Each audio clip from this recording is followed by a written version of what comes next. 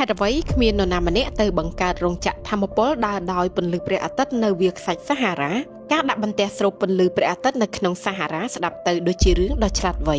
នៅទីនោះសម្បូរពន្លឺព្រះអាទិត្យប៉ុន្តែអ្នកវិទ្យាសាស្ត្របានព្រមានថាវាអាចនឹងមានប្រតិកម្មតបវិញនេះជាហេតុផលខ្សាច់ដ៏ភ្លឺរបស់សាហារ៉ាជួយជះពន្លឺព្រះអាទិត្យត្រឡប់ទៅលំហវិញដើម្បីជួយឲ្យផែនដីត្រជាក់ប្រសិនបើយើងគ្របវាជាមួយបន្ទះស្រូបពន្លឺព្រះអាទិត្យពួកវានឹងស្រូបយកកម្ដៅកាន់តែច្រើនជំនួសវិញកម្ដៅបន្ថែមនោះអាចផ្លាស់ប្ដូរលំហូរខ្យល់និងអាកាសធាតុមិនត្រឹមតែនៅអាហ្វ្រិកប៉ុណ្ណោះទេប៉ុន្តែនៅឆ្ងាយដូចជាព្រៃអាម៉ាហ្សូនការសិក្សាមួយចំនួនបានបង្ហាញថាការធ្វើបែបនេះអាចកាត់បន្ថយទឹកភ្លៀងនៅព្រៃទឹកភ្លៀងអាម៉ាហ្សូនដែលត្រូវការសំណើមពីចរន្តខ្យល់សកលដើម្បីរស់ភ្លៀងតិចអាចមានន័យថាផលិតអុកស៊ីហ្សែនតិចនិងការស្រូបយកកាបូនតិចនិងជាដំណឹងអាក្រក់សម្រាប់អាកាសធាតុរបស់ផែនដីដូច្នេះហើយថាមពលពន្លឺព្រះអាទិត្យគឺស្អាតនិងមានថាមពលប៉ុន្តែកន្លែងដែលយើងជ្រើសរើសដំឡើងគឺវាសំខាន់